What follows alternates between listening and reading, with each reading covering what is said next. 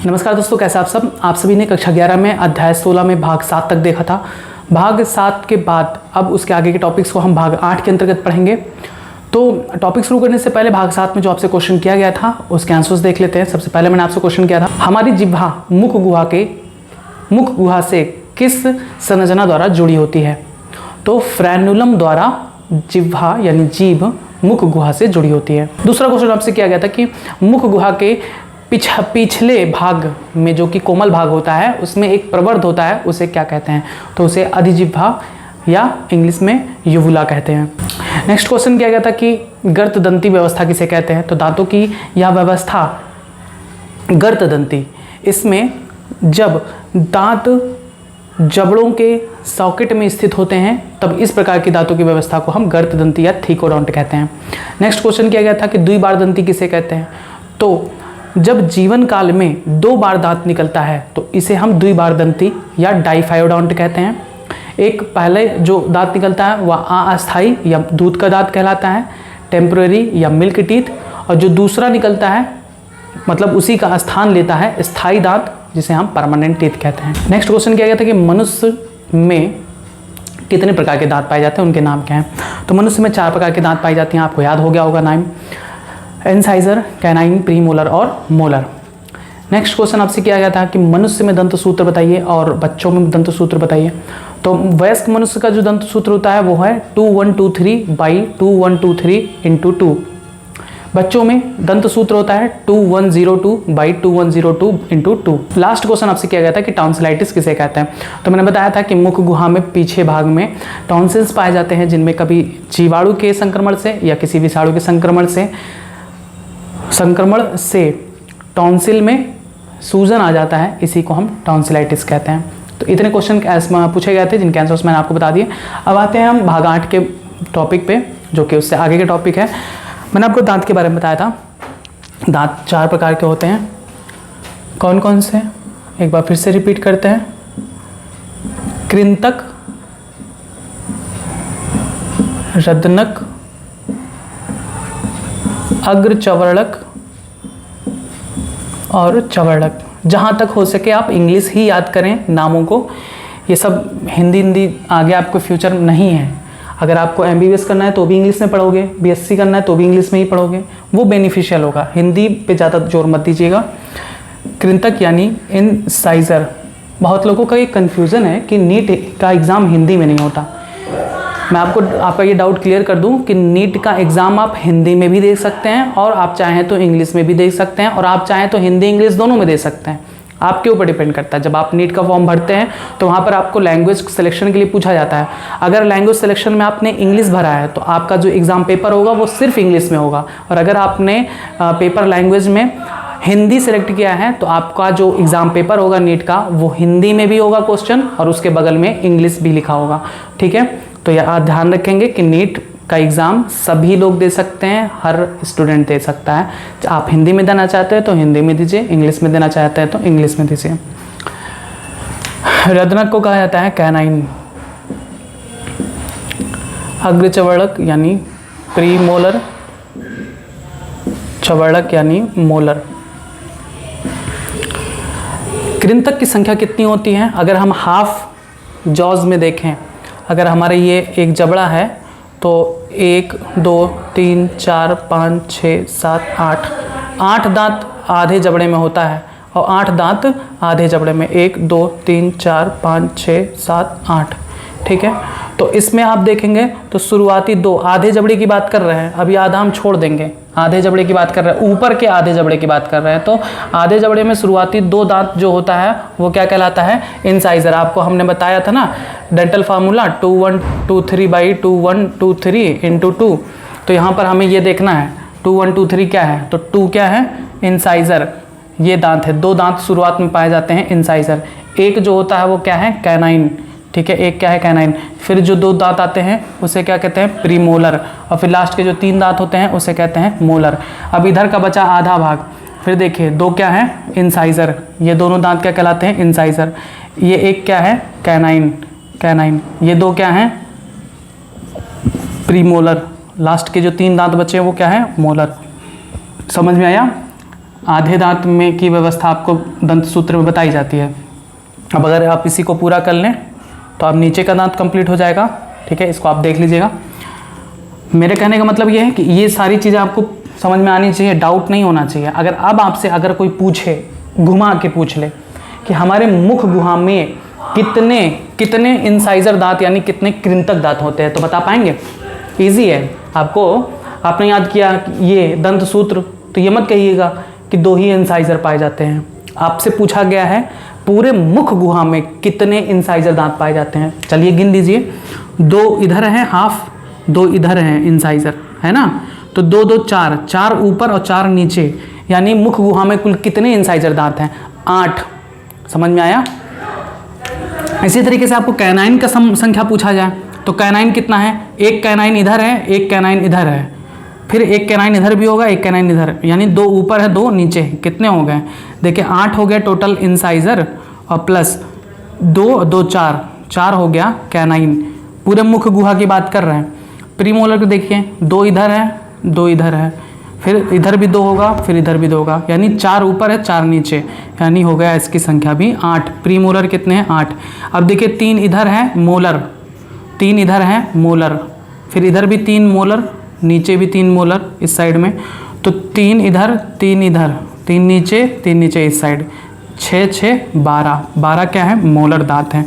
Total गिन लीजिए 8 4 12, 12 8 20 और 20 12 32, कुल 32 दांत हमारे मुख गुहा में पाए जाते हैं, जिनका ये डेंटल फार्मूला रिप्रेजेंट होता है। ठीक है, समझ में आई बात? दांत से कोई भी डाउट नहीं है। अब अगर नहीं समझ में आए तो एक बार फिर से रिपीट कर लीजिए, समझ में आ जाएगा।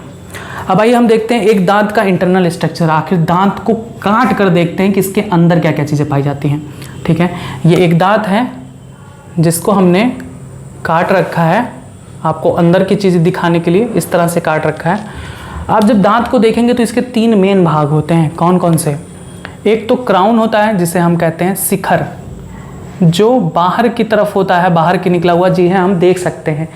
ये जो भाग है, जिस दांत के जिस भाग को हम देख पाते हैं उस भाग को हम शिखर कहते हैं। दांत का वह भाग जो हमारे जबड़े में स्थित होता है, दांत का वह भाग जो हमारे जबड़े में स्थित होता है, उसे हम कहते हैं नेक या ग्रीवा। नेक या ग्रीवा, नेक मतलब गर्दन, ग्रीवा भी गर्दन को ही कहते हैं। अब दांत का वह भाग जो नीचे जबड़े की हड्डी में धंसा है, जबड़े के नीचे जो हड्डी होती है ना, ये आप देख रहे हैं ब्लॉक्स बनाए ढेर सारे, ये हड्डी है। तो जबड़े के नीचे हड्डी में दांत का वह भाग कहाँ से कहाँ तक? ये पूरा भाग, ये है, फिर ये है, ये है। दांत का वह भाग जो जबड़े की हड्डी में स्थित होता है उसे हम क्या कहते हैं? रूट या जड़ कहते हैं। समझ में आया? रूट या जड़ कहते हैं। देखिए, आपने 4 प्रकार के दांतें पढ़ी है। इसमें से कृंतक और रदनक जो होता है उसमें सिर्फ एक ही जड़ पाया जाता है, एक रूट पाया जाता है। लेकिन ये जो है अग्र चवर्णक और चवर्णक, इसमें मतलब प्रीमोलर और मोलर में 2 जड़ भी पाए जा सकते हैं और या 3 जड़ भी पाए जा सकते हैं। आइए इसको समझते हैं क्या कह रहा है। ये कह रहे हैं कि कृंतक यानी इंसाइजर और कैनाइन में सिर्फ एक जड़ होता है। मतलब इस दांत को देखेंगे तो आपको ऐसा नजर आएगा जिसमें एक ही जड़ पाया जा रहा है। ठीक है, जड़ क्या है? यही तो है एक जड़। तो ऐसे दांत जिसमें एक ही जड़ पाए जा रहे हैं वो कृंतक या रदनक हो सकते हैं। लेकिन अग्र चवर्णक और चवर्णक में 2, ये देखिए एक जड़ हो गया, दूसरा जड़, एक जड़ और दूसरा जड़, 2 जड़ पाए जा रहे हैं। तो अग्र चवर्णक और चवर्णक में 2 पाए जा सकते हैं या 3 जड़ पाए जा सकते हैं। ठीक है, अब आइए और चीज़ें देखते हैं। दांत का सबसे ऊपरी परत जो चमकदार होता है सफ़ेद कलर का, उसे हम कहते हैं इनेमल। बहुत इंपॉर्टेंट पॉइंट है, हमारे शरीर का पूछा जाता है मनुष्य के शरीर का सबसे कठोर भाग बताइए। तो सबसे कठोर भाग हम तुरंत लगा देते हैं हड्डी नहीं होता, हड्डी से भी ज़्यादा कठोर पदार्थ है दांत में पाया जाने वाला इनेमल। पूरे शरीर में सबसे कठोर पदार्थ होता है, मनुष्य के शरीर में सबसे कठोर पदार्थ क्या है? दांत में पाया जाने वाला इनेमल। बहुत इंपॉर्टेंट पॉइंट है, बार बार एग्जाम्स में पूछे गए हैं, इसीलिए क्योंकि जो नहीं पढ़े होते हैं वो क्या लगा देते हैं? हड्डी। सोचते हैं हड्डी से ज़्यादा मजबूत हमारे शरीर में क्या है। ठीक है, और ज़्यादा दिमाग लगा लिए तो कहेंगे नाखून, तो ऐसा मत करिएगा। पढ़िए आप, इनेमल जो होता है, दांत का जो सबसे ऊपरी सिरा होता है, जो चमकदार होता है, वो सबसे कठोर पदार्थ हमारे शरीर का होता है। और एक बार अगर लाइफ में इनेमल घिस गया तो फिर ये कभी भी इनेमल नहीं बनता है, ध्यान देंगे। आइए अब दांत के इनेमल को हटाकर जब देखते हैं तो इसके अंदर एक कैविटी होती है, कैविटी में एक कठोर भाग होता है जो हड्डी के समान होता है, कठोर भाग। दांत के नीचे जो कठोर भाग होता है उसे हम कहते हैं डेंटाइन, ठीक। और डेंटाइन के नीचे एक गुहा होती है, खाली गुहा, कैविटी मतलब होती है गुहा। तो इसमें जो पल्प, इसे हम पल्प कैविटी कहते हैं। दांत में डेंटाइन के नीचे जो भी गुहा होती है, खाली भाग होता है, उसे हम क्या कहते हैं, पल्प कैविटी या गुहा। अब इसमें क्या क्या चीज़ें होती हैं, पल्प कैविटी यही मेन भाग है, दांत का यही मेन भाग है। जो दांत में दर्द होता है या कुछ भी होता है वो इसी में जो भी चीज़ें हैं उन्हीं के कारण होता है। क्योंकि देखिए इसमें क्या क्या चीज़ें हैं, पल्प कैविटी में आप देख रहे हैं, ये जो आपको रेड कलर से एक लाइनिंग दिखाई जा रही है जो बिखरा हुआ है, ये क्या है, ब्लड वेसल्स यानी रक्त वाहिनियाँ हैं, इनके माध्यम से रक्त आता है। उसके बाद अगर आप उसके बगल में देखेंगे तो ग्रीन कलर से भी एक लाइनिंग बनाई गई है, यह भी क्या है, रक्त वाहिनियाँ। क्योंकि रक्त वाहिनियाँ दो आप देख सकते हैं, दो कलर होता है, एक तो रेड कलर होता है। रेड कलर क्या इंडिकेट करता है कि इसमें पाई जाने वाली रक्त में ऑक्सीजन है, और ग्रीन वाला क्या रिप्रेजेंट करता है कि इसमें ऑक्सीजन नहीं है। आपको बाद में बताया जाएगा कि ये क्या है, ये सारी चीज़ें। फिलहाल आप यह ध्यान रखेंगे कि रेड वाला जो आप ब्लड वेसल्स देख रहे हैं और ग्रीन वाला जो आप ब्लड वेसल्स देख रहे हैं, ये दोनों क्या हैं, रक्त का संचार करते हैं हमारे दांतों में। अब यहाँ पर एक ब्लैक कलर का आप लाइनिंग देख रहे हैं, ये ब्लैक कलर की लाइनिंग जो जा रही है, ये क्या है, ब्लैक कलर की जो लाइनिंग है, इसे हम कहते हैं नर्व्स, ठीक है, नर्व। इसी के द्वारा कोई भी दांत में जो भी दर्द होता है वो हम महसूस करते हैं। जो भी हम चीज़ें खाते हैं या कुछ भी करते हैं, दांत पे कुछ भी लगता है तो हम इसी नर्व के द्वारा सेंस करते हैं। इतनी बातें समझ में आई। तो अगर आपसे कोई पूछे पल्प कैविटी में क्या क्या चीज़ें होती हैं, तो पल्प कैविटी में हमारी रक्त वाहिनियाँ पाई जाती हैं, तंत्रिका तंतु पाया जाता है, और कुछ संयोजी ऊतक पाए जाते हैं, कनेक्टिव टिश्यूज होते हैं।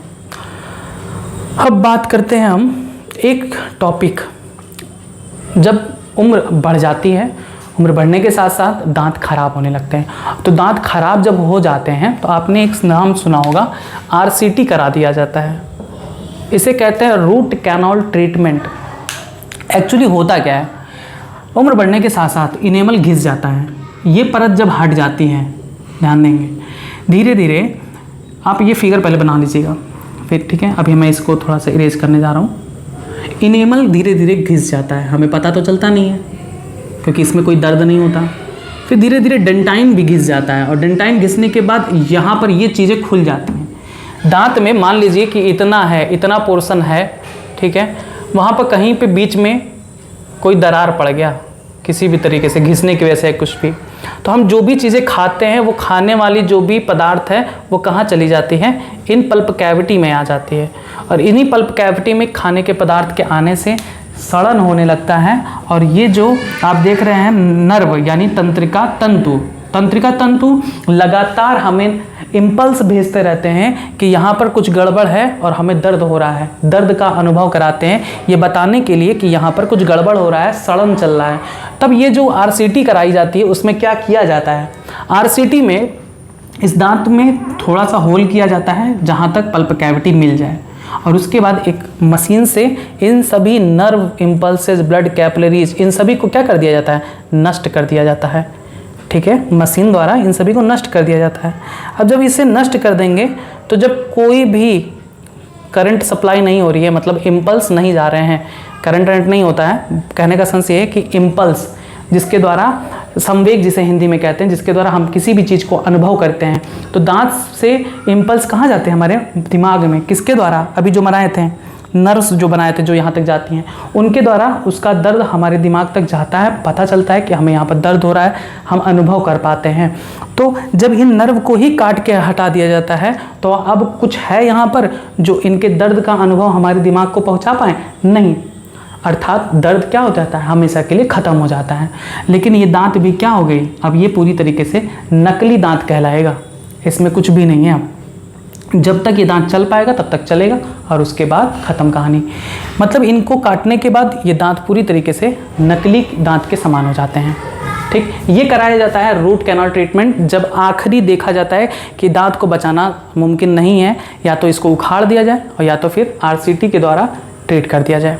अब इसमें आप कुछ पॉइंट लिखेंगे, हेडिंग डालेंगे दांत की संरचना, स्ट्रक्चर ऑफ टीथ, और उसमें आप लिखेंगे कि प्रत्येक दांत में 3 मुख्य भाग पाया जाता है। पहला क्राउन, शिखर, जो मसूड़े के बाहर स्थित होता है। दूसरा नेक या ग्रीवा, जो मसूड़े में धंसा होता है। और तीसरा रूट यानी जड़, जो मसूड़े के हड्डी में स्थित होता है। ठीक है, जड़ कहाँ होता है? मसूड़े के नीचे हड्डी में स्थित होता है। आप लिखेंगे कृंतक और रदनक में एक जड़ पाया जाता है, जबकि अग्रचवर्णक व चवर्णक में 2 या 3 जड़ें पाई जा सकती हैं। नेक्स्ट लाइन से लिखेंगे दांत के अनुदैर्ध्य काट में निम्नलिखित भाग पाए जाते हैं। पहला हम हेडिंग डालेंगे मज्जा गुहा। ओफो, उल्टे तरफ से लिखना बड़ा मुश्किल होता है, आदत ऐसे लिखने की है, हम ऐसे लिख रहे हैं। मज्जा गुहा, हेडिंग डालेंगे मज्जा गुहा या पल्प कैविटी। इसमें लिखेंगे कि यह दांत का खोखला भाग है, यह दांत का खोखला भाग है जिसमें रक्तवाहिनियां, तंत्रिका तंतु तथा संयोजी ऊतक पाए जाते हैं। मज्जा गुहा में ओडोंटोब्लास्ट कोशिकाओं का एक अस्तर होता है, ओडोंटोब्लास्ट कोशिकाओं का एक अस्तर होता है जिसे क्या कहा जाता है? जिसे डेंटाइन कहा जाता है। ठीक, जिसे डेंटाइन कहा जाता है। डेंटाइन अस्थि के समान नलिकाकार होती हैं। बस इतना आप लिखेंगे डेंटाइन के बारे में।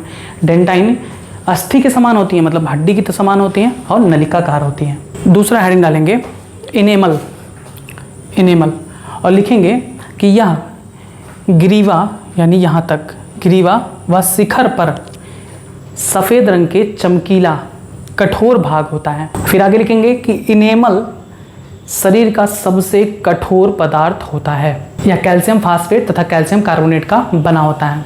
लास्ट पॉइंट जो कभी कभी पूछ लिया जाता है वो लिखेंगे कि इनेमल की उत्पत्ति भ्रूणीय एक्टोडर्म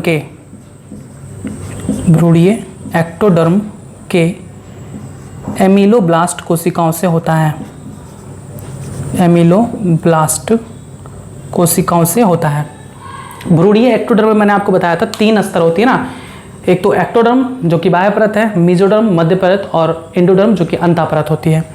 यानी जब हम शुरुआती स्टेज होता है भ्रूण का, माता के गर्भ में जो 3 स्तर बनता है भ्रूण में, उसी में सबसे बाहरी स्तर क्या कहलाता है? एक्टोडर्म।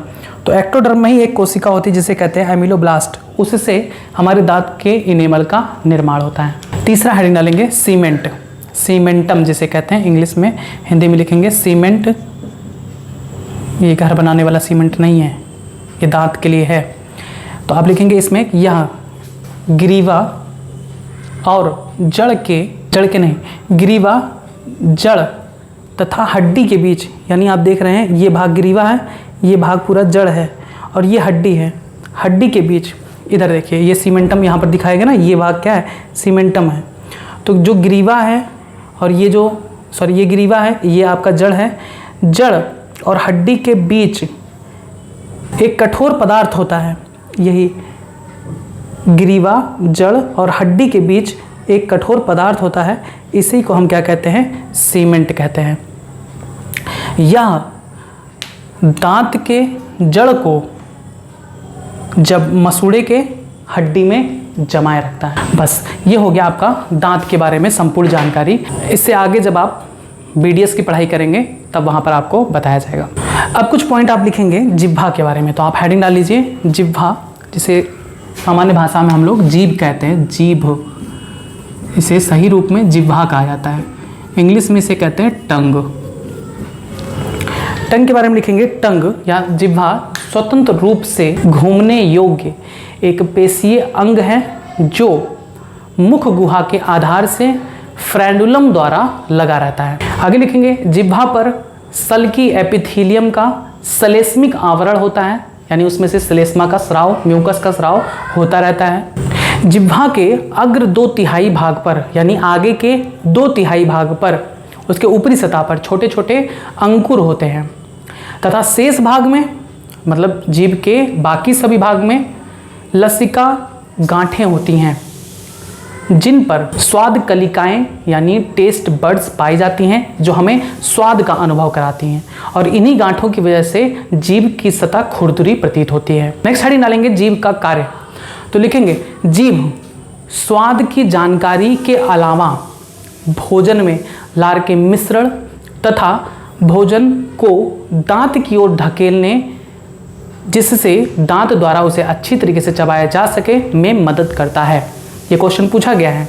आप लोग सोचते हैं कि जीभ से हमें सिर्फ स्वाद की जानकारी होती है, लेकिन नहीं, जीभ के और भी कार्य हैं। स्वाद की जानकारी तो देता ही है, साथ ही साथ यह हमारे जो मुंह में हम जो खाना खाते हैं उससे खाने में लार को मिक्स करने में हेल्प करता है, और साथ ही साथ हम खाने को ढकेलते भी हैं। अब इस पर कोई विचार नहीं करता है, लेकिन आज आप विचार कर लीजिएगा खाते समय कि खाना खाते हैं तो जीभ का क्या रोल है।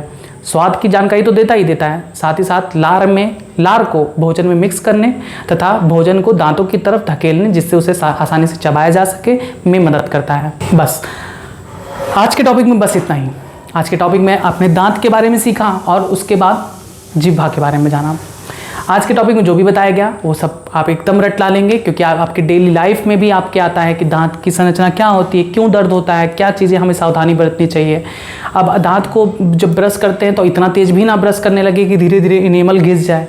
दांत को साफ करने ब्रश करते समय ध्यान रखें कि उसे आराम से ब्रश करें, जल्दबाजी नहीं करनी चाहिए। और दांत पर ब्रश लगाते हैं, हल्का ब्रश आप मसूड़े में भी लगाया करें, जिससे आपका पूरा मुंह अच्छे तरीके से साफ हो सके। तो ये था आज के टॉपिक। बाकी टॉपिक आपको अगले पार्ट में बताया जाएगा। तब तक कुछ क्वेश्चंस हैं, उनके आंसर्स आप दे दीजिए। सबसे पहला क्वेश्चन, एक दांत के कितने भाग होते हैं? दूसरा क्वेश्चन, कृंतक और रदनक में कितनी जड़ होती हैं तथा अग्रचवर्णक और चवर्णक में कितने जड़ होते हैं? दूसरा क्वेश्चन, दांत में सीमेंट का क्या उपयोग है? तीसरा क्वेश्चन, दांत के किस भाग में रक्त वाहिनियां, संयोजी ऊतक और तंत्रिका तंतु पाए जाते हैं? चौथा क्वेश्चन, हमारे शरीर का सबसे कठोर भाग क्या होता है? पांचवा और आखिरी क्वेश्चन, जीभ के ऊपरी सतह पर क्या पाई जाती हैं जो हमें स्वाद की जानकारी देती हैं? बस आज के लिए इतना ही। इन सभी के क्वेश्चंस के आंसर्स आप जरूर कमेंट बॉक्स में दीजिएगा। बाकी के पार्ट के लिए आप जुड़े रहे बायोलॉजी हिंदी चैनल के साथ। धन्यवाद।